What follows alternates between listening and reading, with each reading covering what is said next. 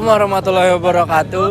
Kami dari kelompok Kolintang dan sekarang kami ingin menuju ke sanggar milik Pak Gimbo. Yang terletak di Kuningan, tepatnya di belakang Lotte Mart. Sekarang kita mulai dari SMA Muhammadiyah 5. Ikutin terus kita. Nah guys, sini kita udah mulai jalan nih. Kita mau kemana, Hes? Nah, kita mau ke Sanggar Bapontar. Kita mau mewawancarai Pak Jimbo. Pak Jimbo, guys. Nah, di sini kita udah mulai keluar tebet nih. Nah, di sini ada Theo. Halo Theo. Itu Theo apa Bobby sih? Bebas dah. Nah, kita di sini ngeliat maps karena kita nggak tahu jalan ke arah sana. Nah, ini udah di flyover Kokas nih. Nah, habis dari flyover Kokas, kita bakal ngelewatin underpass Kuningan nih, guys. Abis dari underpass Kuningan, kita lewatin Ciputra nih. Tuh, Ciputra kan. Guys. Oke guys, di sini kan putar balik kan guys. Tapi ada satu hal, ada penampakan guys tuh. Aduh. Ini guys, helm pink guys, helm pink ya. Aduh, neng. Kak, nengok dong kak. Niak dong. Di sini kita dikit lagi mau sampai nih guys. Kita belok abis ini. Nah, ini kita ketinggalan dua teman kita, nggak tahu kemana nyasar. Kemana sih ngapain? Nyaman banget di belakang tuh. Aduh, ngapain sih? Kita udah nyampe nih. Nyampe nih guys. Bisa dijalan.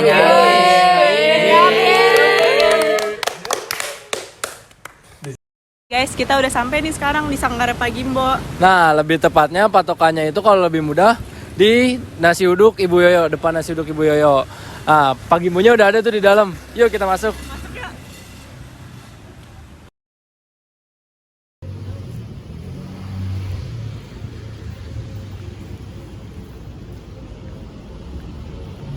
Kita sekarang udah ketemu nih sama Pak Gimbonya. Ayo kita kenalan dulu sama Pak Gimbo sekaligus kita tanya informasi tentang Kolintang. Ayo. Selamat sore Pak Gimbo. Sore. Saya Jasmine Pak. Saya Maesa. Dan ini teman-teman saya, kita perwakilan dari SMA Muhammadiyah 5. Oke. Di sini kita mau tanya-tanya tentang Kolintang nih Pak. Boleh. Silakan. Jadi kita tim wawancara dari SMA Muhammadiyah 5 kelompok Kolintang. Di sini kami izin memperkenalkan diri terlebih dahulu ya Pak. Ini ada teman saya Salsa, saya Jasmine, ini ada Mahesa, itu Putra, dan itu Fadri. Dan yang megang kamera itu adalah Meta. Nah, Pak, kita mau kenal nih sama Bapak nih. Oke. Selamat datang di Sanggar Bapontar. Pertama-tama ini adalah salah satu bagian dari Sanggar Bapontar, di mana sebetulnya kantor yang utamanya ada di seberang yang tadi saya share lokasi. Cuma karena di situ tidak ada alat kolintang, sementara kalian mau wawancara tentang kolintang, makanya saya ajak ke sini. Karena di sini sekarang menjadi pusat tempat pelatihan buat siapa aja yang mau latihan. Tempatnya sekarang di sini, makanya kolintangnya udah ready di sini, makanya saya ajak kalian untuk wawancara di sini aja. Oke. Nah, saya Jimbo, kebetulan di kolintang di Sanggar Bapontar itu sebagai manajer secara umum. Saya mengepalai untuk urusan tari kabasaran, tapi juga untuk manajemen dalam kolintang, ngurus kalau misalnya ada job atau apa itu saya. Di alat musik kolintang sendiri saya termasuk pemain. Sementara di struktur Sanggar Bapontar ada kepala Sanggar Bapontar yaitu Ibu Baby Sumanti. Kemudian ada di bawahnya langsung pelatih kolintang yang tersebar di seluruh Jakarta, baru pemain-pemainnya. Sisanya official. Itu aja dari saya. Oke. Pak, kalau boleh tahu kolintang itu apa ya? Kolintang itu adalah alat musik ensemble namanya. Alat musik tradisional yang berasal dari Minahasa, Sulawesi Utara. Alat musik tradisional kayu. Jadi ini bahannya kayu. Ini adalah kenapa dinamakan ensemble, karena kolintang itu memiliki perpaduan bukan cuma dari satu alat musik. Kalau contohnya misalnya alat musik yang cuma terdiri dari satu, misalnya gitar, itu bukan ensemble. Ensemble itu gabungan satu kelompok alat musik, gitu kan? Nah, inilah kolintang, terdiri dari beberapa alat musik yang dijadikan jadi satu, namanya ensemble musik kolintang kayu dari Minahasa, Sulawesi Utara. Itu alat musik tradisional yang kami punya dari Minahasa. Kalau boleh tahu, kapan biasanya diadakan pertunjukan kolintang ini apa? Kalau secara adat istiadat orang Minahasa itu biasanya sih di acara-acara syukuran gitu. atau hiburan di kala misalnya ada orang berulang tahun dia mau pakai itu secara adat zaman dulu ya, atau menyambut tamu kayak kalau kalian sekarang terbang ke Sulawesi Utara ke Manado, begitu tiba di Bandara Samratulangi itu disambut dengan kolintang. Jadi tidak ada acara khusus yang mengharuskan pakai, nggak ada. Jadi kalau memang orangnya mau pakai ya untuk zaman sekarang seperti itu. Jadi fleksibel apa? Fleksibel, bisa kapan aja. Kurang karena alat musik kolintang ini lebih ke hiburan untuk mengiringi orang nyanyi kan. Jadi lebih ke situ. Nah, fleksibel mau kapan aja. Kamu mau ulang tahun, mau ada acara apa boleh dipakai gitu. Bagaimana sih Pak? Bagaimana sih asal usul kolintang itu Pak? Asal usul musik kolintang itu awalnya ada beberapa literasi sejarah, tapi literasi yang disepakati bahwa itu kolintang itu kan kenapa dinamakan kolintang karena bunyinya tong ting tang gitu. Makanya kalau bunyi ini tong ting tang gitu kan, ada 3 nada yang berbeda. Jadi di zaman dahulu kala nih menurut literasi yang ada beredar bahwa orang kalau ke kebun dia menyusun bilah-bilah kayu ini di atas 2 buah bambu untuk dia menyanyikan, begitu loh. Itu asal usulnya. Kemudian berkembanglah dari 2 bilah bambu dibuat kotak resonansi gitu tanpa kaki. Dari sejak kalau kotak resonansi sendiri menurut sejarah itu mengikuti gamelan Jawa yang dibawa oleh Pangeran Diponegoro waktu berkunjung ke Sulawesi. Mereka melihat gamelan kok bisa nyaring bunyinya, berarti kita pakai kotak nih biar lebih nyaring. Jadi berkembang dari aslinya cuma 3 nada diatonis, 4 nada diatonis, akhirnya menjadi full scale. Semua nada diatonis ini ada gitu. Jadi kolintang itu terdiri dari nada lengkap seperti piano gitu. Jadi sejarahnya perkembangan dari zaman dulu yang cuman orang duduk lagi istirahat di kebun, main-main iseng-iseng, berkembang sampai menjadi seperti ini bentuknya ya. Kalau ciri khas dari musik kolintang ini apa aja Pak? Ciri khas tertentu adalah ini adalah kayu yang kalau dipukul berbunyi. Kan kalau gamelan besi, kalau ini kayu. Gitu loh.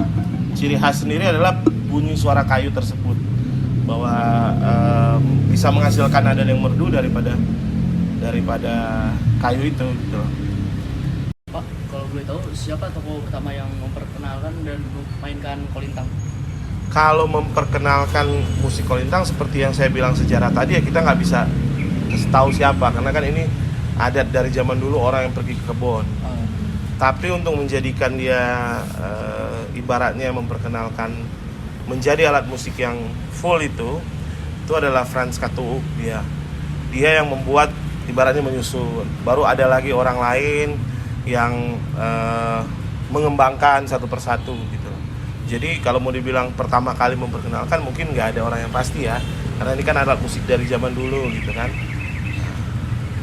Ini Pak, kalau kolintang ini ada kayu khususnya gak sih atau?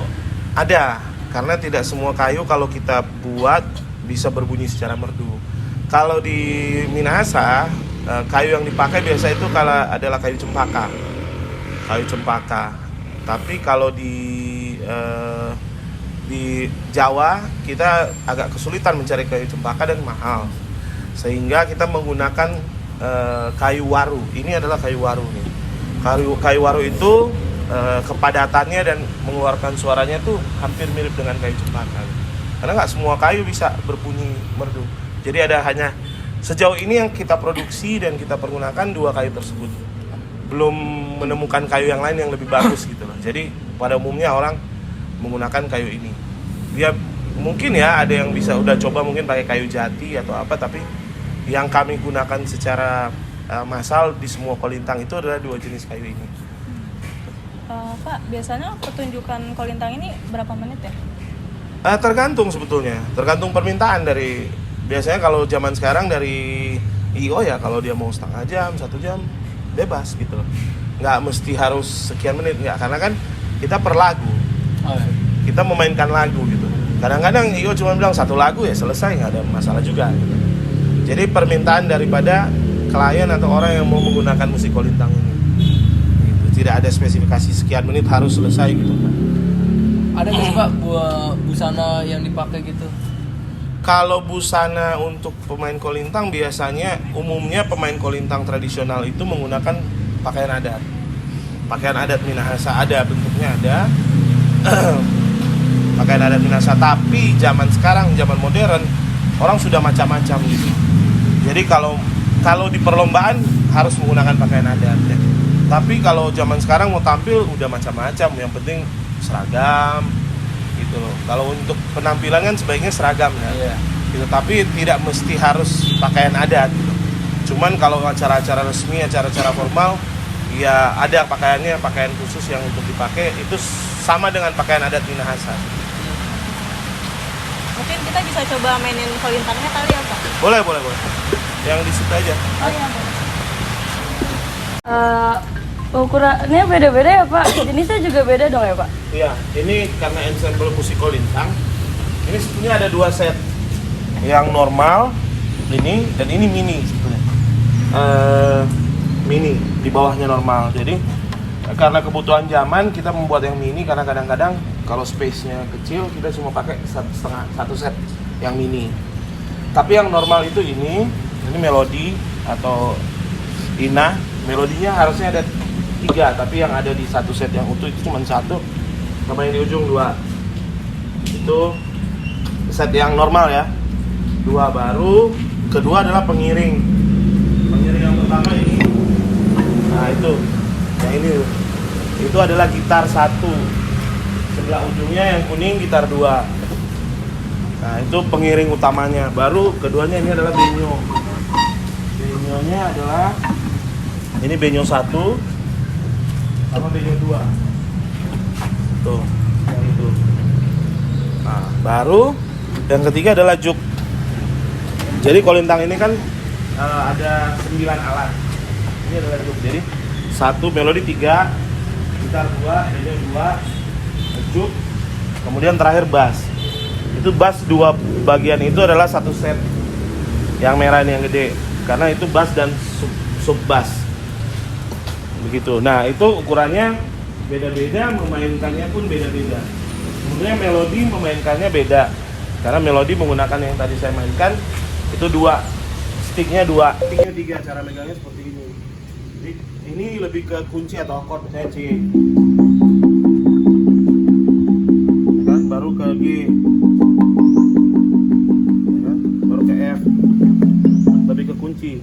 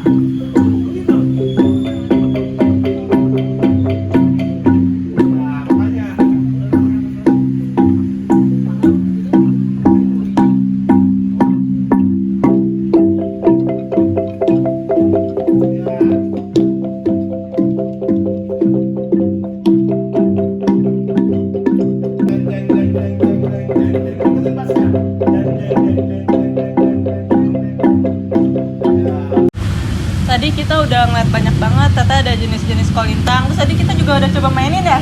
Iya. Diajarin sama Pak Gimbo. Makasih ya Pak Gimbo. Ini bikin grup aja buat main di sini. Satu grup. Ini kami yang latih dari Bapontar ya. Boleh. Nanti kapan-kapan. Makasih Pak udah boleh wawancara juga ke sini datang. Sama-sama. Maaf ya Pak kalau lama.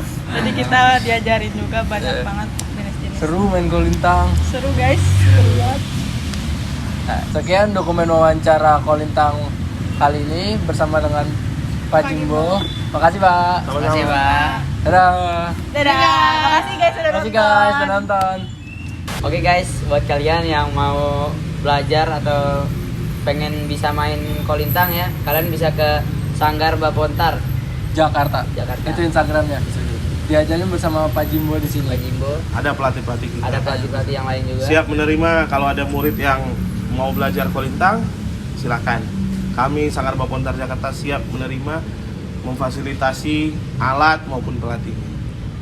Oke guys, dadah. 1, 2, 3. Jadi guys, kita sekarang Satu. Oh gue aja gue. Ini perkenalan gue. Mending aku shoot kolintang ini daripada perkelahian mereka. Aku lebih suka rumput yang hijau daripada perkelahian mereka. Wih. bikin biar gue gak ketawa kan. 1, 2, 3. Ayo, gimana? Ini Putna dan itu Fadli. Nah, Pak.